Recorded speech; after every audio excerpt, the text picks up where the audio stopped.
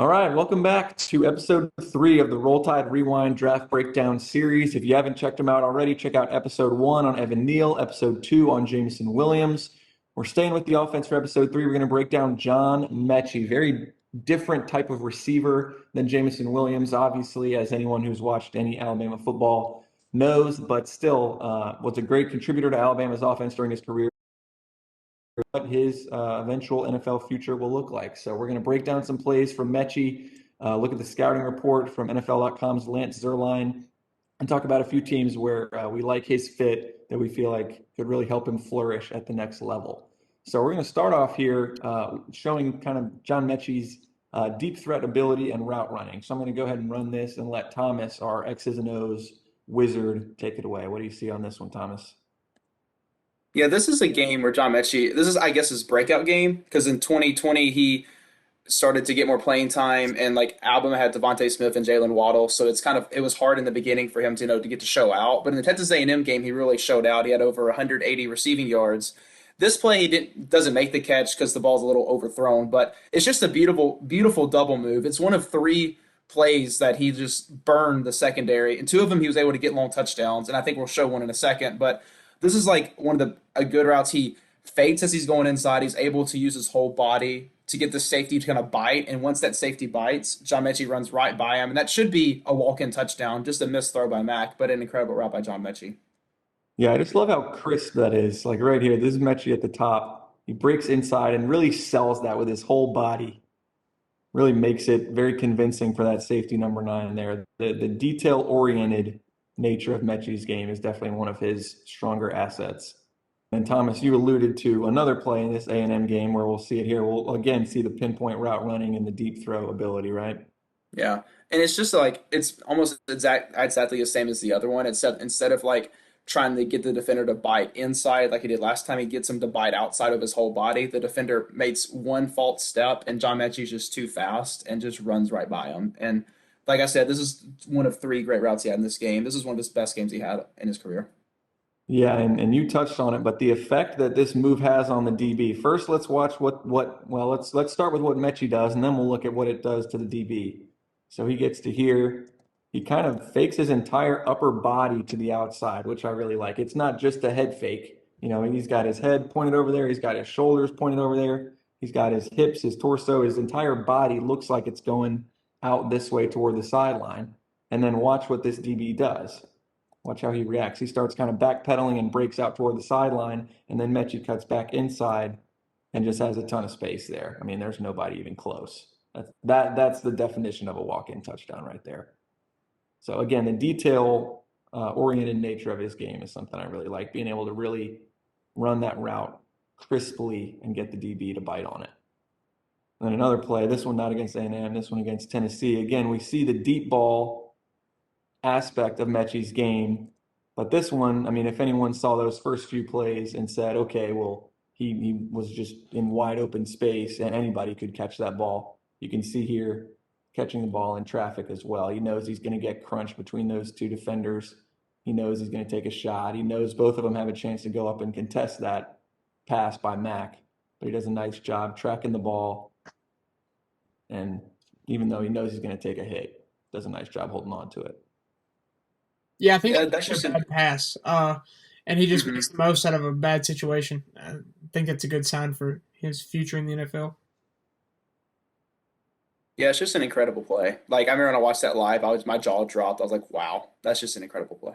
But then obviously, you know, we've seen the deep ball ability, tracking the ball downfield, but he's by no means just a deep threat. We know he can really burn you with the yards after the catch and kind of manufacturing touches for him. Really versatile player. I think that's something coaches really like about him, something they've said about him, something his teammates have said about him. Just does a lot of different things that help the team. Yeah, he was used in a lot of different ways this year. Like his sophomore year, he was averaging 17 yards per catch. He was just kind of that player to compensate Devontae Smith. But this year, he really stepped up. He ended up getting 96 catches this year, and it's just plays like this that shows why he caught the ball a lot. They used him in a lot of different ways, and just like here, use him in motion to get him the ball. Also, shout out to Ja'Cory Brooks. That was an incredible block right there. Yeah, it was. Yeah, it's a nice job. And I mean, I almost feel like Metchie kind of got overshadowed by Jamison Williams this year just because Jamison's such a freak athlete with his speed. But you don't put guys in motion like this and give them the ball in space if you don't consider them a playmaker. Like if you don't think John Metchie's athletic, if you just think he's, kind of a chain mover, possession receiver, then you don't have him running this play. You know what I mean? Like you run this play to a guy who can go get yards after the catch and can make guys miss. So I think that tells you how Alabama's coaching staff viewed Metchie as well. He's not just, you know, a good locker room guy and a chain mover. He's got some athleticism. He's a dynamic player. And then we'll skip forward a bit here. A few plays in this same game against Arkansas to show the different ways that Alabama liked to use Metchie. So Thomas, what do you like about this one? Yeah, this is just a simple slant route, but you see, like in the beginning of the route, he immediately gets separation, and then he has the speed after the catch to get like 20 or 30 extra yards. But I like in the beginning, where like in almost at the 40, he already has like 2, 3 yards of separation, and he's just a lot faster, and he's able to get all the way almost to the 30. He and Jamison both had really good games in this game, and it's just plays like this that show why. Yeah, he really creates separation really well right there. I mean, right off the line of scrimmage. And that's something you like to see with a guy who's not super big and not super physical. I mean, that's kind of how Devontae Smith wins as well. Winning with his releases, just very precise, very detailed, right off, right as he begins his route. He's not going to, jam the crap out of any DBs. He's not going to shove anybody off of him, but he wins with precision right at the beginning of his route, which I like, and puts him in position to get a lot of yards after the catch. Really nice job there. And then last play here against Arkansas, we'll go into the second half. Again, we'll see kind of the dynamic athleticism and the different ways that Alabama likes to use John Metchie on offense. Yeah, it's just a quick pop screen pass, and Metchie just runs into, I think it's just an Alabama player, but he bumps off of him and is able to get about, what, 20, 25 extra yards on a play that should have probably gained maybe one. Like, he hits his lineman, then is able to bounce off and use that as an advantage and get almost, like I said, 25 or 20 or 25 extra yards there.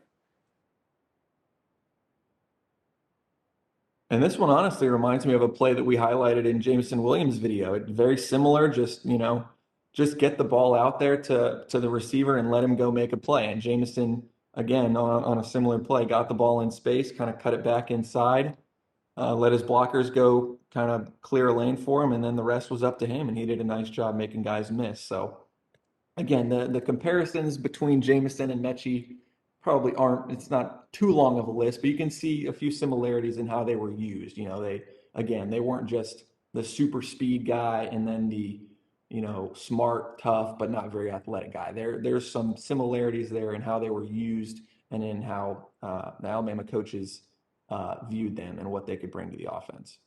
And then you want to talk about a play that coaches will absolutely love and NFL scouts will absolutely love. Let's just watch this. That's you right here. Blocking his guy. What is that? He pushes him out of bounds at the 5-yard line of scrimmage is the 26. He just gives Devontae a free escort to the end zone. Like Yeah, really. like all those Notre Dame guys aren't as fast as Devontae, and the future Atlanta Falcon, Kyle Hamilton takes a kind of a bad angle there, but it's just John Metchie just kind of clears the way. Like once Devontae gets by all with his speed, Metchie's just giving him a clear escort. This is my favorite part of John Metchie's game. I thought it was the most underrated part, too. I think he's one of the reasons that Najee Harris got drafted as high as he did. He was just huge last year in the run game and then 2 years ago in the run game as well. He's such a good blocker for a receiver. Yeah, same here, Ryan. I mean, every time I watch him block, it's like I never notice receivers blocking, but he jumps off the film. He jumps off the screen when I watch him live. He's so good. He's so physical. We saw it with the big hit against Florida last year in the SEC championship as well. He's a really physical receiver to the point where I always thought he was like 6'2" or 6'3" because that's just how he plays. But he's actually only 6 foot. But he's just really a really physical guy.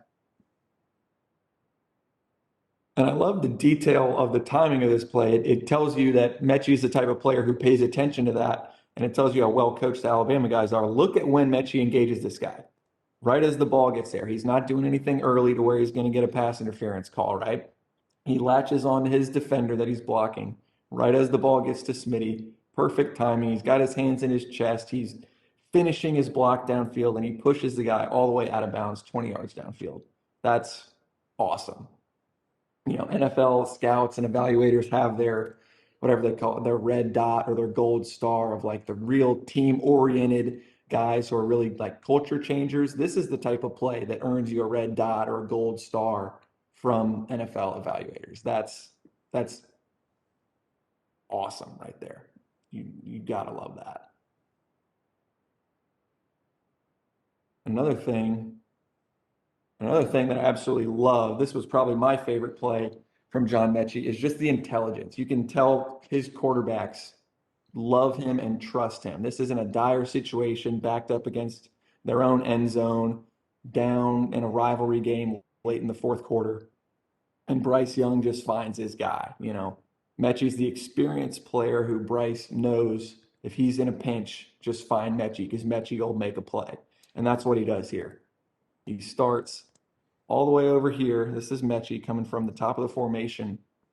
But in addition to, being a talented player and knowing his assignment, he's intelligent enough to know and to be able to process in real time what is going on with the defense. So he knows how Auburn's defense is going to shift with Bryce rolling out to his right. He knows where he needs to go as a response to what Auburn's defense is doing. He's finding the soft spot in the zone in real time. So the processing, the quick processing and the football IQ, you just know he's studied a ton of film. He knows Auburn's defense. He can immediately, as he's running his route, detect what they're doing and then just react.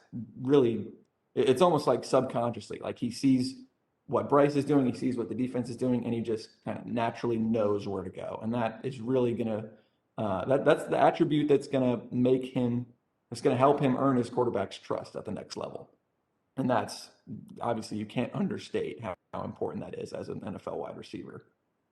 So I just love that. I just think that underscores so much about John Metchie's game, running a nice route, but seeing the intelligence there as well, and just being able to be a quarterback's best friend. Honestly, we say the cliche all the time, but here that's really what he is.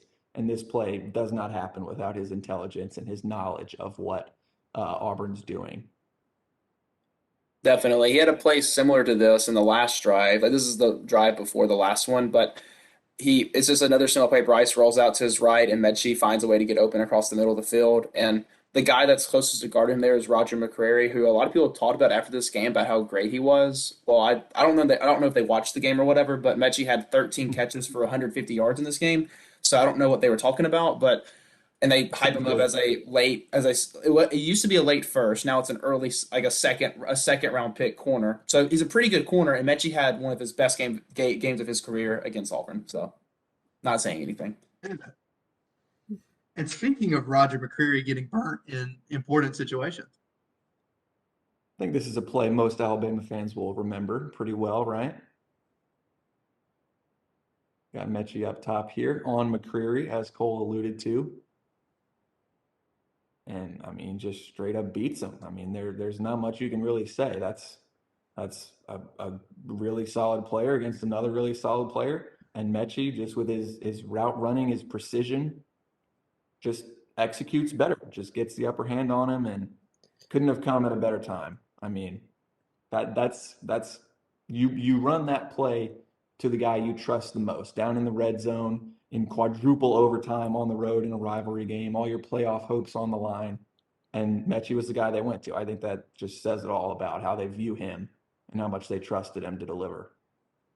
And if you watch the replay, like 30 seconds or so down on the video, it really shows it. As soon Metchie, it looks like he's going to run a slant. McCreary totally bites on it, and Metchie's already got him beat. Like, just one little move gets McCreary here.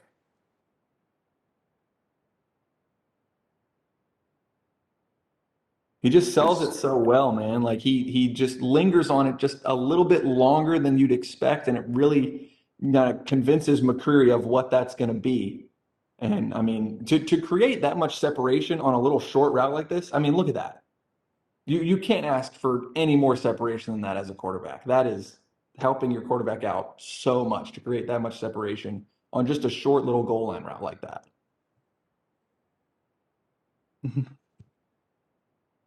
Just really a huge asset to Bryce. I mean, as a first-year starter, Heisman contender and eventual winner, and Metchie was a huge, huge part of that. Really a shame that that Metchie had to have that injury because, I mean, we'll get into his stats here in a minute, but when you look at the number of catches and the amount of times he was targeted, he was huge for this offense. So there's what we think about John Metchie, having watched him throughout his career, picking out some key plays that show what he's done for Alabama and what he could do at the next level. Again, we always like to throw in an expert's opinion as well. So here's Metchie's scouting report from Lance Zierlein. Gives him a 6.18 grade, which means a good backup with the potential to develop into a starter. To me, that's sleeping on him a little bit. That's a little disrespectful. I would see Metchie just because of his precision of his routes and the type of character guy he is. I could see him sliding in as probably a wide receiver 3 with the upside to be a wide receiver 2. I would say pretty early in his career, guys. What do you think? How much can we expect from him early on? I agree with you, James. I think he's probably a wide receiver 3 upon entering the league and the potential to be a wide receiver 2. I don't think he can be a wide receiver 1 just because he's not big enough, and I don't think he has the speed to do that. But I think a wide receiver 2, I think he definitely can do that. And then looking at the bio here, I didn't realize this about the slightly enlarged heart. So, he's, battled through some adversity there. I knew his story, how much he's traveled around Taiwan. His mother's Taiwanese, father from Nigeria, moved to Ghana, went to Canada, played football in Maryland, and then I think he ended up going to New Jersey somewhere, didn't he? I mean, he's moved all around. So, that's tough too. And that's probably a contributor to why he's so football smart, having to learn all these different systems, So just an all-around really solid player. And here's what I was alluding to as well with the number of yards and the number of catches. I mean, he had 17 more catches than Jameson Williams did, and Metchie missed, the last 2.5 games of the season, really? I mean, he could have easily had 110, 115 catches. So, again, just really shows you how much they relied on him for the offense this year. Mm-hmm. So let's get into the strengths and weaknesses here, and then we'll get into some team fits. What sticks out about the strengths and weaknesses here, according to Lance Zierlein of Metchie's game, guys? Anything adding on to what we already looked at in the film, or anything that maybe kind of differs from what we saw in the film? For me, it's his feet. I mean, he says it right there. The 4th bullet point: snaps off route breaks at crisp angles. He's very solid with his feet. He's very good at using his body to really make the defender think he's going one way before he goes back to the other way. I think that's why a lot of people see him as a slot receiver at the next level. Yeah, I like the Go ahead, Thomas. My bad. Oh, my bad, Ryan. I like the good downfield focus and ball tracking. Like, I don't know if you remember the play against Georgia where Bryce Young has all day in the pocket and he kind of directs Metchie where to go. I think that's a perfect explanation of that. Metchie runs his route, sees that Bryce wants him to go a different way, and he goes that different way, finds the hole in the opening, and gets a touchdown out of it. So that's a really good strength, too. I'm with Cole on the snaps off route, breaks at crisp angles. I think he's a great route runner. Like, Jerry Jeudy's probably one of the best route runners I've ever seen in terms of college football. I think he's probably a step below that, but he's still just an excellent route runner. Yeah, and what really sticks out to me is so many of these things are just, again, things that make you a quarterback's best friend. I mean, crisp angles allow you to create separation, get your number turned around to the passer on slants and crossers. It just makes it easier for the quarterback to process and know that you're open and you're ready to receive the ball. Contested catch, if the quarterback throws it a little bit off, where it's supposed to be, you can help him out with that. Work his way back to the ball. Again, give the quarterback space. Just every part of his game is really kind of tailor-made to helping out his quarterback. And that's why I think that we could see him kind of step into an immediate role. Again, probably not a wide receiver 1, probably not a team's go-to NFL wide receiver, but just a really nice complementary piece in the NFL to really help his quarterback out. Some of the weaknesses here. This one was interesting to me, guys. The pre-break head turn has become a route tell. We talked about the detail kind of in his game and how he create separation. So I thought that was interesting. Maybe Lance wants to see a little bit better timing there just to not maybe get a little over eager with trying to get the DB to overcommit there. And then the size and length, we kind of talked about that. I think he's like 187 and 5'10 or 5'11. Yeah, 5'11, 187. So not the most physically imposing guy, but again, like we've said and like we've seen in the film, definitely has added a lot of elements to his game that are going to help him contribute at the next level. And now Cole is our kind of NFL draft expert, kind of letting us know about potential team fits and where we might see Metchie slot in. So, Cole, what do you think? What are some teams that could really benefit from adding Metchie to their roster?